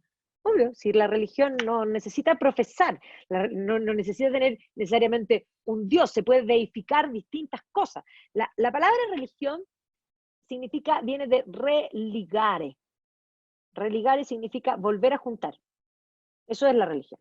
Y por lo tanto, lo que hace Hegel es volver a juntar esto que estaba disperso a través de este sistema que él crea y que va a permitir crear una religión laica y se va a convertir en el gurú de toda una generación. Se va a crear un movimiento que eran los jóvenes hegelianos, que básicamente lo seguían, pero con devoción, y aquí pueden ver que durante el siglo XIX los jóvenes van a estar arrodillados frente a Hegel y a Kant, tal y cual. Y por lo tanto, dentro de este idealismo van a surgir corrientes distintas, cada uno va a convertir a sus dioses y sus dialécticas propias. Nietzsche va a ser una escuela en sí misma, Nietzsche va a crear lo que se llama el nihilismo, y el nihilismo es básicamente una filosofía que surge tras constatar que Dios ya no está, Dios ya no está en la ecuación, antes todo se medía en términos de Dios. Es más, Dios es la línea objetiva que determina como concepto lo que es bueno y lo que es malo.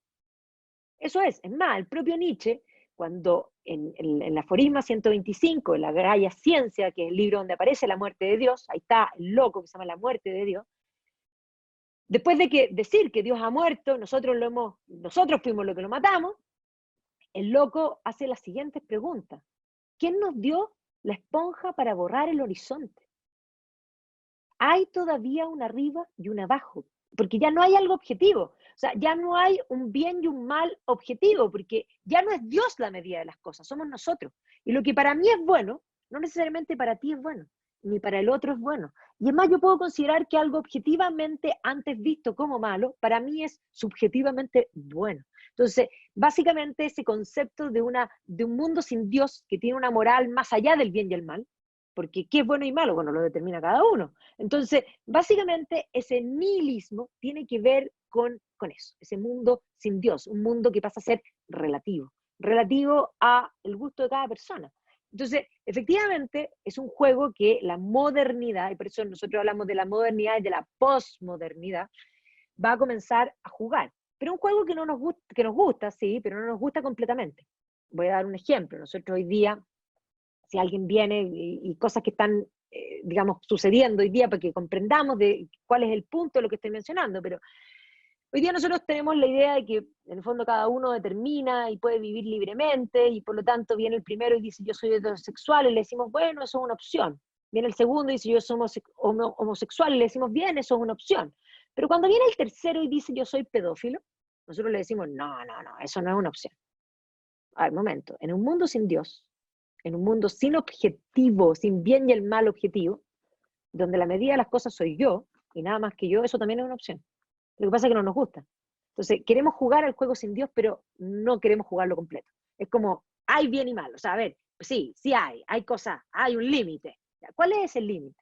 ¿Dónde movemos ese límite? Ese es el gran problema del mundo actual. El mundo actual es, lo movemos un poquito más allá, un poquito más acá, hay personas, no hay personas, y ahí empiezan el juego que básicamente se define entre los intelectuales y que terminan estableciéndose a través de leyes. Entonces, el bien y el mal termina definiéndose legalmente. Y el punto es, la ley es la que define el bien y el mal. ¿Cuántas veces nosotros vemos gente que hace cosas que son objetivamente malos y te dicen, yo no he hecho nada ilegal? Como diciendo, ah, es legal, entonces bueno. Pero en realidad es malo lo que está haciendo. Entonces, ese es el punto, ese es lo que se pierde. Cuando se pierde esa objetividad, eso es lo que se pierde y eso es lo que aparece con Nietzsche. Y no solo Nietzsche, sino que también Marx. ¿Ya? Marx va a ser un idealista, pero un idealista materialista. ¿Ya? Y por lo tanto, él va a convertir en Dios a la economía. Para él la economía es la infraestructura de la sociedad y depende de cómo sea la economía, es como es el resto de la sociedad, como es el resto de las supraestructuras. Si yo cambio la economía, yo cambio la sociedad. Si yo cambio la infraestructura, yo cambio la supraestructura. Entonces, él es un materialista. Y por lo tanto, eso explica la visión marxista de la historia, del mundo y de las proyecciones, en el fondo, futuras. En el caso del positivismo, el positivismo va a endiosar a la ciencia y va a considerar que el avance científico es lo más importante. El primer positivista va a ser Augusto Comte, y Augusto Comte es además el primer sociólogo. ¿Ya? El primer sociólogo que va a querer hacer ciencia de un constructo mental, porque ¿qué es la sociedad? No es la sumatoria de todas las personas, más que eso. Es un concepto, es un constructo mental, así como cuando nosotros decimos el Estado. Decía el Estado, dice, ¿cómo que el Estado no existe? Bueno, ¿qué es el Estado? El Estado son los burócratas. Cuando nosotros decimos, la noticia dice, el Estado se hizo presente, porque fue el intendente, o porque fue el gobernador, o porque fue el ministro. Pero el Estado no ha estado presente en ninguna ceremonia, porque hasta donde yo sé, nadie conoce al Estado como tal. Es un constructo, eso es lo que quiero explicar. Hay conceptos que son complejos y que son creaciones mentales y que nosotros comprendemos, pero que en realidad son creaciones. Lo mismo pasa con la sociedad. Entonces la sociología va a surgir en este periodo porque precisamente en este periodo todos estos conceptos van a empezar a aparecer. Y precisamente lo que dice Comte es que así como el ser humano tiene una infancia, tiene una adolescencia y tiene una madurez, la sociedad tiene una infancia, tiene una adolescencia y tiene una madurez. Y que la infancia es menos que la adolescencia y que la adolescencia es menos que la madurez. Y por lo tanto, así como los individuos van progresivamente avanzando, la sociedad también tiene que ir progresivamente avanzando. Y dice que la infancia de la sociedad es lo que él llama la etapa teológica. O sea, creer en Dios es juego de niños. La adolescencia es lo que él llama la etapa filosófica. Por lo tanto, la etapa filosófica es de adolescentes. Y eso hay que superarlo para llegar a lo que él llama la etapa científica. ¿ya? O positiva, donde hay que atenerse al dato científico. Y por lo tanto, él va a desarrollar conceptos como promoción social, como orden y progreso. ¿Ya? Todo eso que está en la bandera de Brasil es propiamente esta idea que viene del positivismo. Entonces, el siglo XIX es un siglo fundante de ideas que después de un terremoto grado 10, aparecieron todas juntas y en distintos lugares y comenzaron a estructurar esta llamada, en el fondo, posmodernidad, que hoy día nosotros estamos más allá de la posmodernidad, en el fondo estamos en lo que se denomina incluso ya el concepto de la verdad líquida, o sea, hoy día vamos a llegar a un punto más, incluso más allá de esta, digamos, de esta posmodernidad. Pero además esto se complica por otros aspectos, porque cuando Napoleón invade toda Europa, va a despertar este movimiento que es el romanticismo también se combina con todas estas filosofías que vais de la mano, el romanticismo es un movimiento tremendamente reaccionario, yo siempre digo que es adolescente y que quiere reaccionar contra todo, que quiere buscar su propia identidad, es el romanticismo el primero que habla de individuo como tal, de libertad, de sentimiento, es más, la poesía previo al romanticismo nunca hablaba de los sentimientos, el primer poeta en decir yo siento es William Wordsworth. Antes de eso no hay ninguno. Entonces, básicamente hay que comprender que el foco es un foco que va a combinar muchas cosas, pero también el romanticismo va a combinar, por una parte, los socialismos, los nacionalismos, que van a empezar a surgir durante el siglo XIX. Entonces, el siglo XIX es un siglo de cambio filosófico, pero también de todas estas fuerzas, podríamos decir, políticas, que van a desordenar después, digamos, de la Revolución Francesa, que van a combinar las ideas y que van a generar revoluciones. 1830 se producen revoluciones en Francia nuevamente. Este cuadro es un cuadro de Delacroix, un cuadro romántico, que representa la revolución de 1830. Yo sé que hay montones de textos de colegio donde aparece esta foto para la revolución de 1789, pero esta foto no tiene nada que ver con 1789, esta es la revolución burguesa de 1830, la libertad guiando al pueblo. Y básicamente hay revoluciones en Alemania. Alemania no existe, Alemania no se había unificado, por lo tanto era en el fondo múltiples principados que se estaban preguntando qué era ser alemán. Y este movimiento romántico les va a dar esa unidad y va a ir generando el relato que para 1871 va a llevar a la unificación. Los alemanes cuando los invade Napoleón no sabían muy bien qué eran distintos principados, distintos, hablaban alemán, por supuesto, pero lo que primero se dieron cuenta es que franceses no eran. Y lo mismo les va a pasar a los italianos. Los italianos tampoco estaban unificados, pero los italianos tampoco eran franceses. Y eso va a levantar este movimiento nacionalista que va a culminar con la unificación de Italia, con la unificación también de Alemania. Hay que comprender que durante este siglo, además, todos estos cambios filosóficos, todas estas corrientes políticas, ¿no es cierto?, y movimientos, se combinan además con la revolución industrial. La revolución industrial que había iniciado desde el siglo XVIII, va a transformar literalmente al mundo. Hay que comprender que previa a la revolución industrial, el mundo era muy igual, eran todos endémicamente pobres, tal igual, todos tenían poco, materialmente poco, poco. Es más, los palacios del siglo XVIII no tienen closet, no había sociedad de consumo, no existía el concepto de no me combina, no existía. ¿Ya? Nadie se preocupó de cuánto era tu talla de zapato, punto. Zapato, y si te quedan bien, bien, y si no te quedan bien, bueno, te pondrás algo en la punta para que te queden bien, punto. Entonces, comprendamos que la producción manual era muy escasa. La aplicación del motor, primero a vapor, después a combustión, después eléctrico, a la industria, y a los transportes, va a achicar el mundo, va a cambiar, va a cortar las distancias y va a permitir la creación de la sociedad de consumo. Es decir, que haya productos disponibles en cantidades que nunca nadie jamás en la historia podría haber imaginado. O sea, si ya la filosofía había transformado, la industria va a transformar el mundo. Y es más, las chimeneas humeantes van a ser la tónica de todos los lugares. Evidentemente que esto va a provocar el colateral no deseado de la migración masiva del campo a la ciudad, de hacinamiento, de malas condiciones, en un mundo sin antibióticos, porque los antibióticos no van a existir en la historia hasta la Segunda Guerra Mundial.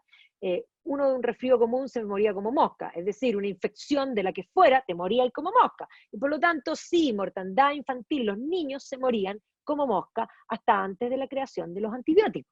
Es más, a mí me encanta el siglo XIX, y me acuerdo una vez que en el Lincoln, un alumno me dijo, Misa, ¿a usted le habría gustado vivir en el siglo XIX? Y yo lo miré y le dije, mira, me encantaría ir a mirar, Le dije, pero no me habría gustado vivir en el siglo XIX. Porque si yo hubiese vivido en el siglo XIX, habría tenido que ver morir a mis hijos. Claro que sí. Los niños se morían como moscas. Se morían entre 0 y 5, de cualquier, piensa en la cantidad de virus que les dan a los niños. Los virus se infectan. Y no había amoval, no había, en el fondo, antibióticos. Sin antibióticos, los niños se mueren. Entonces, efectivamente, la situación social, la cuestión social va a ser un drama humano, a lo que Marx va a responder el año 48 con el Manifiesto Comunista, y esto va a generar ese relato de opresores y oprimidos, que además va a revolver el mundo en ese año 48 en nuevas revoluciones. O sea, el siglo XIX es un siglo de revoluciones, de grandes movimientos, revoluciones en los distintos países, 1830, 1848, nuevamente va a haber movimientos revolucionarios. Además, la transformación va a ir más allá. En 1859, Charles Darwin escribe El origen de las especies por selección natural. Y lo que plantea es que, en el fondo, las especies evolucionan, el medio hace el órgano, hay un cambio en el medio, y que aquellos que se adaptan y son capaces de generar un cambio, los más fuertes, son los que sobreviven. Y aquellos que no pueden adaptarse, los más débiles, mueren. Y así se va generando que aquellos que son más aptos van generando cambios que se van traspasando de generación en generación y se produce la evolución. Bueno, Darwin escribe para las ciencias naturales, pero después de Darwin van a haber varios autores que van a tomar esta teoría de las ciencias naturales y las van a llevar a las ciencias sociales. ¿Qué significa eso? Que el ser humano es una especie más, que también evoluciona. ¿Y cómo se evolucionaba? Bueno, los más fuertes se mantienen, los más débiles mueren. Y van a surgir ideas desde la sociología de que podemos ayudar a la evolución. ¿Y cómo podríamos ayudar? Bueno, si los más débiles se van a morir, no hablan de matar. Aquí van a surgir todas las corrientes de eugenesia y eutanasia. Ellos usan eufemismos. El eufemismo va a ser algo muy común, decir algo con otras palabras para que sea más suave, ¿ya? Pero ellos hablan de buen morir, que es exactamente lo mismo, que eliminar. Entonces, estas corrientes se van a combinar, además con corrientes racistas que van a surgir, sobre todo en el siglo XIX, que van a hablar que hay razas más aptas que otras, y que por lo tanto estas corrientes de eugenesia y eutanasia van a explicar todos los genocidios del siglo XX. Entonces, básicamente, todas estas percepciones del mundo, de sacar la objetividad del bien y el mal, permiten que cualquiera pueda ver que su visión es la buena. Ellos tenían todas buenas intenciones, pero entendamos que el infierno está plagado de buenas intenciones. ¿Ya? Las intenciones no bastan, los hechos son objetivos digamos, objetivamente buenos o objetivamente malos. ¿Ya? Entonces, efectivamente, todas esas percepciones van a comenzar a cambiar. En 1871, Prusia gana una guerra contra Francia y se unifica Alemania.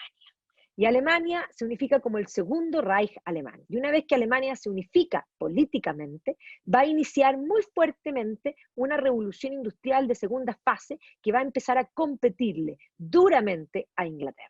Para finales del siglo XIX y comienzos del siglo XX, Alemania le gana a Inglaterra en producción. Es el país europeo que que produce más industrialmente.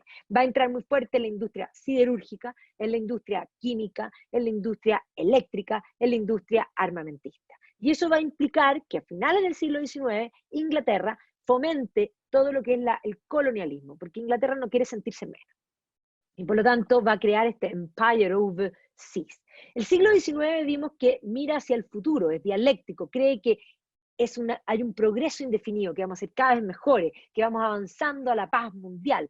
Es más, el propio Julio Verne, cuando escribe sus novelas, que cree que el hombre lo puede todo, que puede ir de la Tierra a la Luna, viajar al centro de la Tierra, dar la vuelta al mundo en 80 días, básicamente muestra ese optimismo. Y efectivamente ese optimismo se muestra cuando se celebran los 100 años de la Revolución Francesa, en 1889, se organiza esta exposición universal, se hace este recinto ferial con esta torre, y básicamente el hombre cree que vive un esplendor. Esto es lo que se llama la Belle Époque, la bella época, donde había una abundancia creada por la revolución industrial, había una actitud positiva, cimentada principalmente por las corrientes filosóficas, que efectivamente, y una competencia desatada industrial entre Alemania e Inglaterra, y sin darse cuenta, no se dieron cuenta, de pronto, en el fondo se encontraron que se cayeron con este optimismo, y podríamos decir, al pavimento de cara y sin mano. Y eso es la Primera Guerra Mundial. La Primera Guerra Mundial, miren esta fila de reclutamiento. van todos felices. ¿Y por qué iban felices? Porque pensaban que iban a estar de vuelta, esto estalló en junio, julio se declaró la guerra, antes de Navidad. La guerra iba a durar 5 minutos y medio y no podía ser mala, no podía ser peor, porque el mundo iba avanzando hacia la felicidad absoluta. Y por lo tanto esta gente iba feliz. Sin embargo, la guerra no fue feliz. La guerra se estancó, duró 4 años, fue un infierno, y básicamente la tecnología aplicada no necesariamente llevaba solamente a cosas buenas, sino que también llegaba a cosas malas, a la destrucción, y no todo era ascendente, sino que podía haber descendencia, digamos, caer. Y por eso hay que comprender que la posguerra o el entreguerras es un periodo tremendamente pesimista. Es más, el propio Oswald Spengler va a escribir un libro que se llama La decadencia de Occidente, donde va a decir que Occidente no es la única cultura, que las culturas nacen, crecen, se desarrollan y mueren. Y va a decir que Occidente no es la única cultura, y va a decir que Occidente está en decadencia y es una cultura que se está muriendo. O sea, la percepción que tiene Spengler, que es el primer autor cíclico, de ese pesimismo, de que vamos a estar peor. Si uno se fija, todo lo que es la ciencia ficción previa a la Primera Guerra, es todo optimismo. Todo va a ser mejor, todo es fantástico. En cambio, después de la guerra, la ciencia ficción es tremendamente pesimista. Y después de la Segunda Guerra es más pesimista todavía. O sea, la ciencia ficción hoy día es terrible. Año 2000, no sé, 300. Se acabaron los recursos naturales, vivimos debajo de la tierra. O sea, con suerte, Mad Max es como positivo. O sea, es inmensamente negativo. Además, durante la guerra se produce la Revolución Rusa. Y la Revolución Rusa va a poner un componente más ideológico, muy fuerte sobre la mesa. Y estas ideas van a comenzar a chocar fuertemente. La guerra se va a resolver supuestamente en el Tratado de Versalles, un tratado bastante miope que va a terminar en el fondo asegurando la próxima guerra. El Tratado de Versalles va a castigar excesivamente a Alemania. El fondo la va a culpar de toda la guerra, la va a hacer pagar todo, pero además le va a terminar desmantelando hasta las industrias, lo que va a hacer que es imposible que lo pague. Pero además el Tratado de Versalles va a generar todos los problemas de Medio Oriente. O sea, aquí se van a dividir el Medio Oriente, van a tomar una regla y van a dibujar en el fondo el mapa del Medio Oriente que muestra todos los problemas hasta hoy día. Aquí además van a repartirse en el fondo el Oriente Lejano, lo que va a sacar actores del camino y va a dejar el chip libre a Japón para su expansionismo. O sea, el Tratado de Versalles es un tratado tremendamente miope, ¿ya? Y culpable de los acontecimientos posteriores. Efectivamente, Alemania va a caer en una hiperinflación y efectivamente va a surgirle dos alternativas, que uno va a ser, en el fondo, el Partido Comunista y otro va a ser una visión también socialista, pero nacionalista, que va a ser el Partido Nacional Socialista. Y básicamente estas dos alternativas son las que van a surgir. Hitler va a llegar al poder y va a llevar al mundo a la Segunda Guerra Mundial. Por lo tanto, este auge, ¿no es cierto?, con la caída de la Primera Guerra, que parecía que ya habíamos tocado fondo, seguimos bajando y sin tocar el fondo. La guerra va a tener su punto de inflexión el año 41, por una parte cuando Hitler decide traicionar a Stalin, invadir la Unión Soviética, y por otro lado Japón decide advertirle a Estados Unidos que en el fondo no se meta y bombardea Pearl Harbor, y eso hace que finalmente Estados Unidos entre en la guerra. Y la guerra va a terminar no solo en Europa, sino que en el mundo, con esto, con la bomba atómica, que básicamente va a demostrar que el mundo no solo ha cambiado, que Estados Unidos, porque hay que comprender que a comienzos del siglo XX yo les dije que Alemania produce más que Inglaterra, pero lo más increíble es que a comienzos del siglo XX, Alemania y Inglaterra juntos producen menos que Estados Unidos.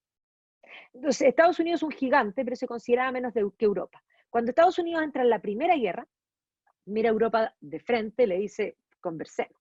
Y cuando Estados Unidos entra en la Segunda Guerra y marca la diferencia, mira a Europa para abajo y le dice, ahora mando yo. Ya, básicamente comienza a ser el gran actor. Los amigos no necesariamente eran muy amigos, pero aquí van a combinarse también los temas, podríamos decir, ideológicos. O sea, Europa va a quedar totalmente destruida. Y si bien Churchill había ganado la guerra, Churchill no va a ganar la paz. La paz la van a ganar los socialismos van a ser la tónica de la posguerra, y todos los gobiernos europeos van a optar por más o menos socialismo. Y es más, los que no eran totalmente socialistas eran keynesianos, es decir, la idea de que el Estado debe intervenir en la economía.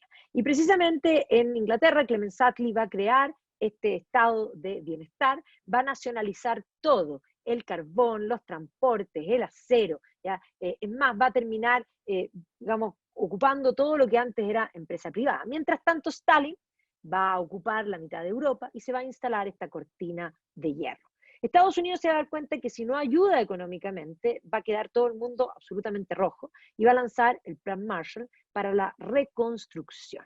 Así que la reconstrucción de todos los países va a iniciarse en la plata americana. Y por lo tanto, Europa es una viejita mendiga a los pies del Congreso americano. Y el mundo va a quedar dividido ideológicamente, con dos gigantes dispuestos a darse literalmente de mazazos. Y esos mazazos se van a encontrar en distintos lugares. Por eso se llama Guerra Fría, no va a haber un enfrentamiento directo, la guerra va a ser una guerra fría que se va a tornar caliente en distintos lugares. ¿Ya? Y uno de los lugares donde se va a manifestar este contraste de mundo va a ser precisamente en lo que va a ser Alemania. Alemania va a quedar dividida en 4 zonas de ocupación, pero después se va a generar el momento en que Stalin quiere comerse Berlín y se va a provocar esta crisis de Berlín, donde los americanos van a mantener a la ciudad de Berlín con un puente aéreo, y finalmente vamos a ver que se va a constituir la Alemania federal, y va a asumir este hombre que se llama Ludwig Erhard como ministro de Economía de la Alemania federal. Y este hombre va a liberar los precios. En un mundo donde todos eran socialistas, Alemania va a tomar un rumbo distinto. Pero además hay que considerar que en este periodo se va a empezar a formar Europa. Es más, el Capitán América era el que había protegido a Europa de este avance del comunismo. Pero Europa va a empezar a organizarse ello. Es más, la idea de Robert Schuman de integrar una Europa unida va a llevar finalmente a firmar el Tratado de Roma y por lo tanto a constituir este concepto de Europa, una Europa nueva, una Europa distinta de la posguerra. Además van a incorporar ya tempranamente a la Organización del Tratado del Atlántico Norte a la propia Alemania. Y este va a ser el contexto de la Guerra Fría, esta Guerra Fría que se va a dividir en bloques, podríamos decir, por una parte Estados Unidos y parte de Europa, Europa dividida, o sea, una parte de Europa va a estar con Estados Unidos, y la Unión Soviética que va a tener la otra mitad de Europa debajo de la cortina de hierro, o sea, Europa misma va a estar dividida. La guerra va a estar caliente en Corea, en la década del 50, además va a estallar después la guerra de Vietnam, que se va a extender en el fondo hasta la década de los 70, y por eso Vietnam tiene fotos blanco y negro y después tiene fotos también en colores. Se va a lograr el equilibrio del terror, es decir, Estados Unidos era el único que tenía al principio la bomba atómica, pero la Unión Soviética la va a desarrollar. Y se va a provocar el año 59 también un desequilibrio en las esferas, donde estaban las líneas, las delimitaciones de estos dos mundos, porque la revolución cubana va a implicar un punto rojo, literalmente, en la cara, literalmente, de Estados Unidos. Y eso va a implicar que el presidente Kennedy va a querer eliminar este punto con esta acción que se conoce como Bahía Cochino, y eso va a implicar que Fidel Castro le pida ayuda a Nikita Khrushchev y que pongan misiles desde Cuba mirando a Estados Unidos. El mundo estuvo a punto de la guerra nuclear y el fin, y van a comenzar las cumbres, las conversaciones. Y vamos a ver que Nikita Khrushchev, que asume después de Stalin, acusa a Stalin de los horrores que había cometido, y muchos pensaron que esto implicaba que iba a haber libertad. Hungría se va a tratar de levantar y la va a aplastar el Ejército Rojo. El año 61 se va a construir el muro de Berlín, por lo tanto libertad cero, y ya no con Nikita Khrushchev, pero con Brezhnev se va a producir la llamada Primavera de Praga, y que también va a ser en el fondo aplastada. Europa se va a inventar en el medio, en el fondo de toda esta situación, van a acercarse los países y se va a firmar el año 57 el Tratado de Europa y va a surgir la Unión Europea. El año 73 se va a incorporar el Reino Unido a esta Europa. Por lo tanto, surge este nuevo componente que va a ser Europa. Pero la década de los 70 es una década tremendamente, económicamente comprimida, una época donde la crisis económica, la inflación por una parte, el desempleo, la estancación, lo que se llama stagflation, va a afectar a toda, no solo Europa, Estados Unidos, al mundo en general. La inflación va a ser el gran drama del mundo, nadie sabía cómo combatirla. Y además esto se le combina con la crisis del petróleo. Y por lo tanto, los movimientos punk que van a surgir en el Reino Unido van a tener que ver con eso. El año 76 la banda Sex Pistols, liderada por Johnny Rotten, va a lanzar este disco que se llama Anarchy in the United Kingdom, un poco reclamando toda esta situación. Una situación que había llevado el camino del socialismo que había tomado el Reino Unido, era un camino que los había llevado a una cantidad de sindicatos que paralizaban literalmente al país. Y así se llega al gobierno de David Callaghan, un gobierno laborista, donde los sindicatos literalmente le pasan por encima y no se podía gobernar. Y así el año 78 se llega a este momento. Esto se llama The Winter of Discontent. The Winter of Discontent es cuando paran todos. Paran los sepultureros, paran los basureros, y esto es la ciudad de Londres. El punto, tocaron el fondo. Y es más, cuando le preguntan al primer ministro qué opina de la crisis, él contesta, crisis. ¿Qué crisis?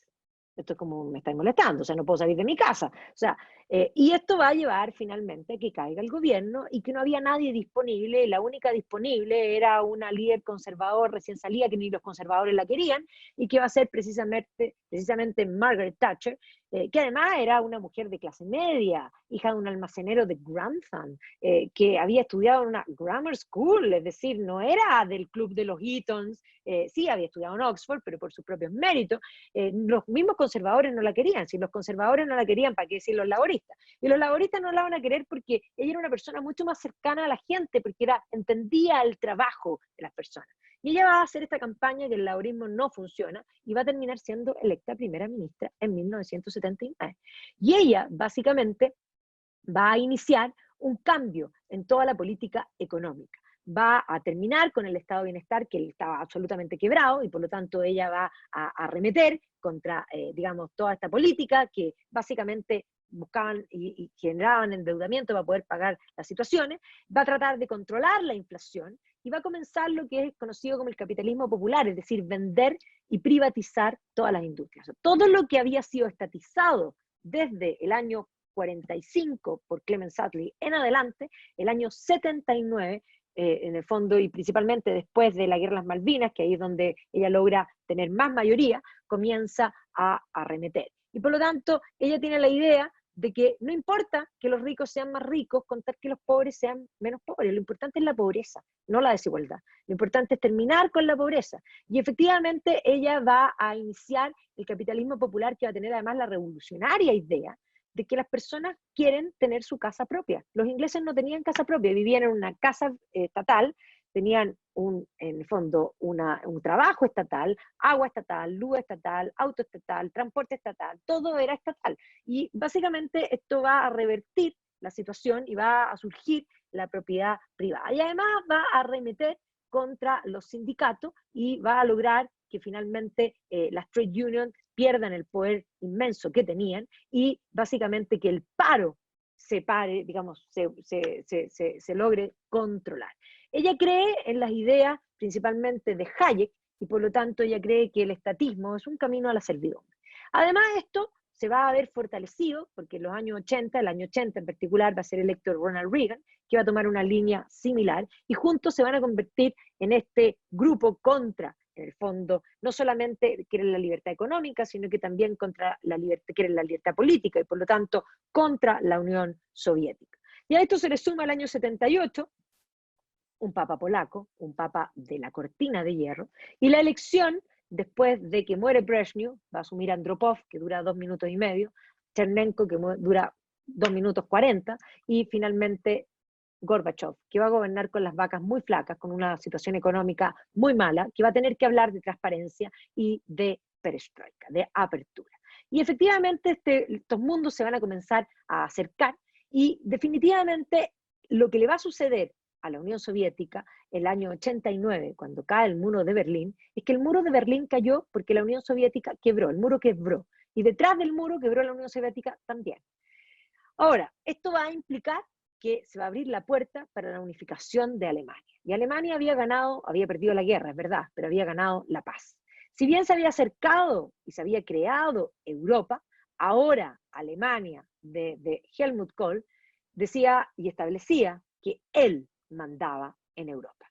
Y por lo tanto, Europa va a crecer. O sea, después de la caída de la cortina de hierro, Europa va a crecer y se va a incorporar todo lo que era Europa del Este, un concepto que hoy día uno ya no encuentra, porque el concepto de Europa del Este es un concepto ficticio debido a la cortina de hierro, pero hoy día ya en el fondo se habla generalmente de Europa completa. Y ahí viene la definición, porque efectivamente esta Europa, que poco a poco va a ir tratando de entenderse a sí misma después de todo este devenir que hemos visto, va a ser una Europa que inicia con la cultura cristiana occidental, pero que de pronto cuando hace su constitución europea, decide dejar fuera el cristianismo. ¿Ya? Ni siquiera como una herencia cultural, porque uno puede no profesar el cristianismo, pero cuando uno habla de derechos humanos, el concepto de derecho humano viene de el origen de la visión cristiana. Y por lo tanto, más allá que uno vaya a misa o no vaya a misa, esa visión de mundo que viene de toda esta trayectoria la tenemos. Pero Europa no quiere poner el cristianismo dentro de su constitución. Y eso va a ser un gran tema de debate importante, esta Europa secular. Esta Europa que además se convierte Occidente ahora, ya no es solamente Europa, sino que Occidente se ha extendido hacia Estados Unidos se ha convertido en el jefe, y por lo tanto es al revés, Europa es la gran aliada de Estados Unidos. Pero esta Europa, como institución, va a ir poco a poco, después de la unificación de Alemania, ya en el fondo burocratizándose. Y aquí vamos a ver cómo efectivamente esta burocratización va a ir creando cada vez más instituciones dentro de Europa que algunos países miembros van a empezar a molestar. Particularmente, la primera que se va a molestar con Europa y con la burocracia europea va a ser precisamente la Margaret Thatcher. La Margaret Thatcher, cuando se juntaba con Europa, les decía: yo solo quiero que me devuelvan mi plata.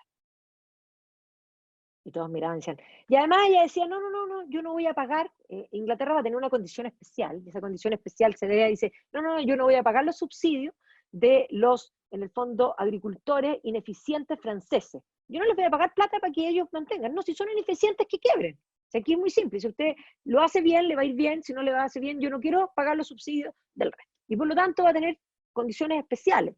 ¿Ya? Pero ella va a ser la primera en poner sobre la mesa esta excesiva burocracia, ¿ya? Entonces ella tal y cual, solo quiero que me devuelvan mi plata. La odiaban, imagínense, además era la única mujer que además le desordenaba el gallinero, no tiene que haber sido menor.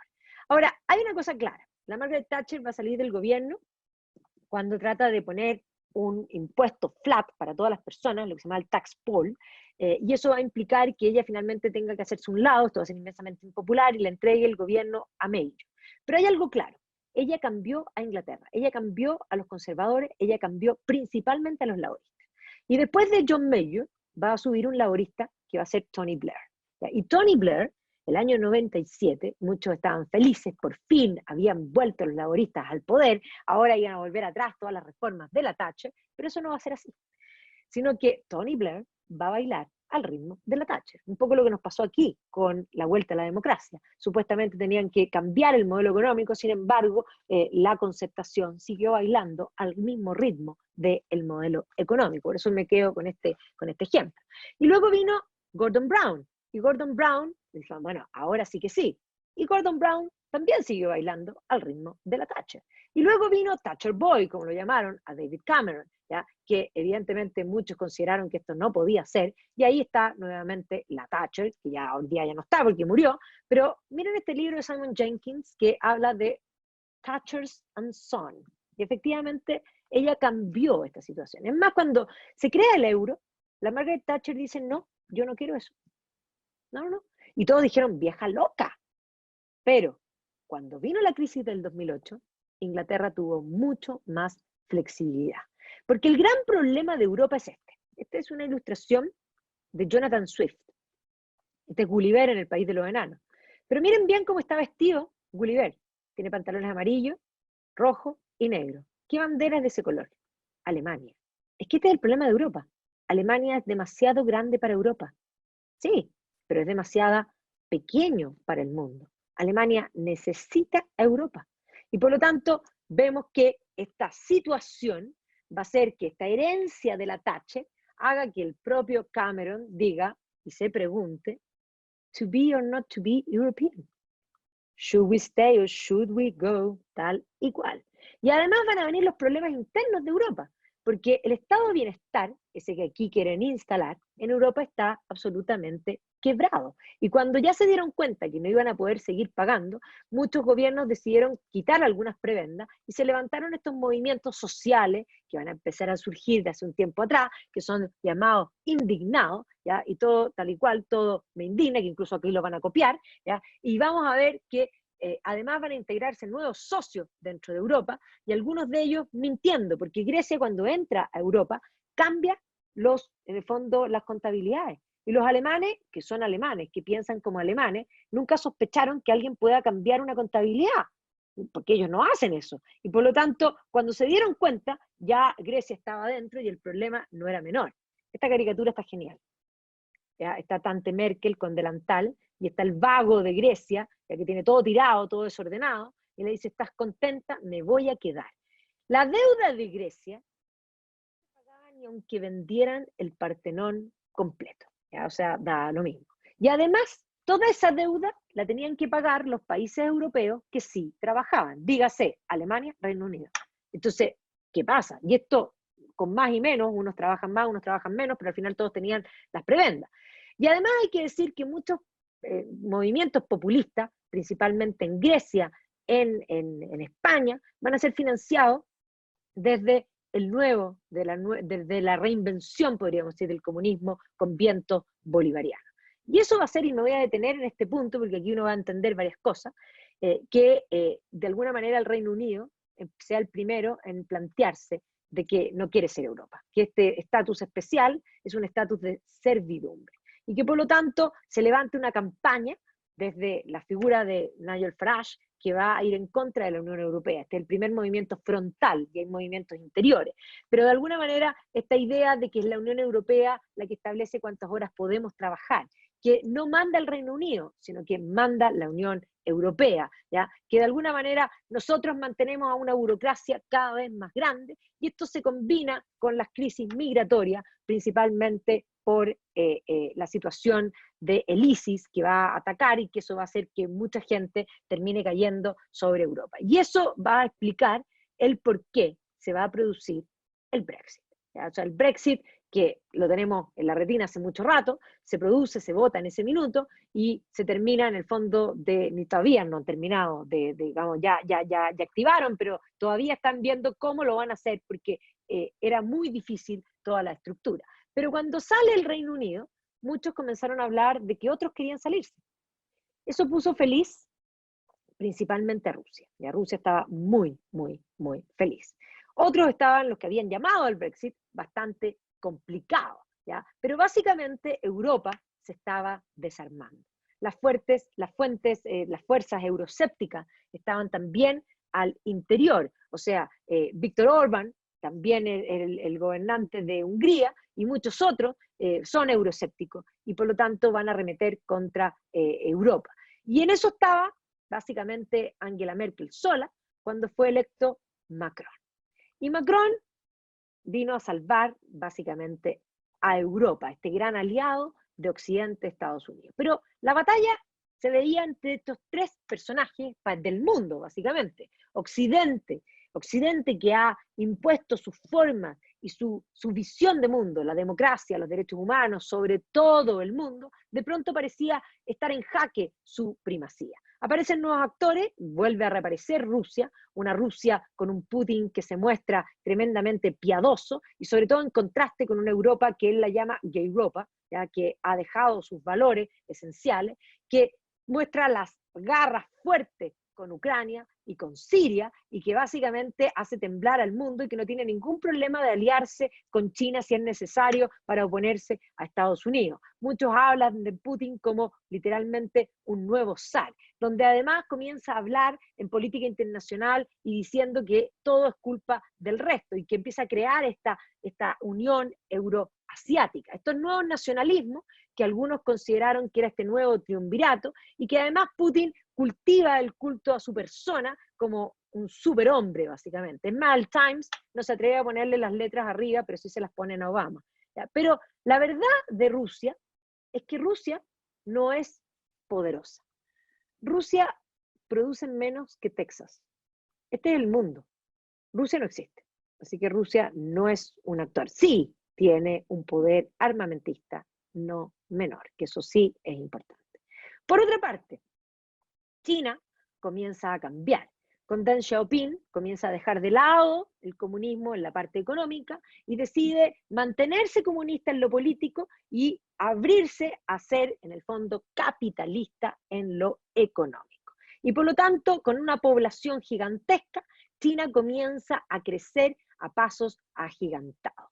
Y hoy día ha incorporado la visión de futuro de Xi Jinping y el crecimiento de China va a empezar a poner en jaque al propio Estados Unidos. ¿Quién es el jefe del mundo? Xi Jinping venía dominando la pelota y estaba a punto de pasar a ser el primer lugar. Desde ya es la manufactura del mundo, porque todo es literalmente made in China. Pero además de eso, ha invertido en producción, no solo industrial, sino que también ha empezado a crear en estrategia todo lo que son las islas que no son islas para tener más proyección y ha comenzado a comprarse África y lugares enteros. Han invertido en tecnología enormemente y es más, junto con alianzas con Europa y principalmente con Alemania, han logrado convertirse en la punta de lanza de todas las áreas tecnológicas. ¿Y para qué decir del comercio electrónico? O sea, China venía amenazando fuertemente. Una China agraria que se va convirtiendo cada vez más en una China en el fondo urbana, que va creciendo su Producto Interno Bruto de manera asombrosa. Y un Estados Unidos que en 2016 sorprendió la llegada de Trump al gobierno, que Trump rápidamente quiso terminar con el legado de Obama y sacarlo de todas partes. Obama que había querido pasar a la historia como el que había logrado acercarse a Cuba, como el que había logrado acercarse a Irán, y rápidamente, y el que había creado su famoso Obamacare, y vamos a ver que Trump va a terminar destruyendo todo eso que había hecho Obama, y Trump va a partir, en el fondo, con su forma de comunicarse tan particular, con el Twitter literalmente en la mano, y con pensamiento literalmente hablado. Pero va a cambiar la visión de Estados Unidos, de ser aquel que protegía a las libertades en el fondo y la democracia a nivel global, a un Estados Unidos que se concentra hacia adentro para poder volver a recuperar a Estados Unidos como el primero. Básicamente ganar tiempo y lograr levantar a Estados Unidos para competir con China. Un Trump que tiene muy mala prensa, que lo odian. Y es más, uno se tendría que hacer la pregunta, ¿por qué lo odian tanto? Lo odian tanto precisamente porque ha hecho muchas cosas. Ha hecho muchas cosas que los índices económicos desde muy temprano mostraban que iba súper bien. Es más, el Dow Jones, la bolsa no miente, crecía, el desempleo bajaba, ya es más, el déficit fiscal bajaba, pero además había logrado un logro, acercarse a Corea, y en eso estaba disputando con China. Ahí estábamos precisamente en eso, cuando ya desde antes comenzaron en el fondo estos movimientos sociales desde Francia, primero siempre Francia revolucionaria, luego icónicamente desde Chile, cuestionando el modelo económico. El modelo neoliberal nace y muere en Chile. Y en eso llegó el coronavirus. Y el coronavirus cambió toda la realidad. ¿Ya? Hizo que efectivamente se vaciaran, obviamente, las ciudades, todas, y que se enfermara literalmente la economía, y que las proyecciones de crecimiento bajaran, y que también económicamente Estados Unidos se viera tremendamente complicado. ¿Ya? Entonces, el desempleo va a crecer muchísimo, y que los movimientos sociales que habían partido en Europa, que habían seguido como punta de lanza en Chile, se trasladaran también a Estados Unidos. Unos, digamos, movimientos que tienen un componente ideológico y que tienen un montón de cosas que nosotros vimos aquí y que aparecieron ahora a nivel, digamos, universal, la destrucción de, digamos, la deconstrucción, el creer que todo es una construcción y por lo tanto hay que deconstruirlo, incluso el pasado. Y precisamente en eso estamos hoy día, ¿ya? Es más, hoy día muchos hablan de que hay unas corrientes nacionalistas que quieren redefinirse como nación en contra de una visión globalista que pretende establecer un gran gobierno mundial con un estatismo, digamos, al estilo, podríamos decir, más cercano a China. Y por eso muchos hoy día han vuelto a leer con gran fuerza 1984, porque básicamente esta idea del control estatal, que lo hemos vivido nosotros acá principalmente por el coronavirus y por, yo diría, principalmente la tiranía sanitaria que se ha impuesto, que hoy día, vimos ahora, ha planteado la propia OMS, que parece que en el fondo las cuarentenas no son una buena idea. Y es más, la gente se va a morir, como dice el Barrington, en el fondo un documento que firmaron varios médicos a nivel mundial, la gente se va a morir de los tratamientos que no se hizo, de las enfermedades que no localizó y no necesariamente de coronavirus. Estamos viviendo una era de cambio, una era difícil de establecer, pero nuestra cultura cristiana occidental, que tiene un origen en Europa, se ha extrapolado y nosotros somos parte de esa cultura y somos parte de este gran cambio que está sucediendo ahora. Nos tocó a nosotros, sí, nos tocó un cambio de era. ¿Cómo va a ser el futuro? Bueno, todo este barrido cultural les puede ayudar a imaginar qué posibilidades hay.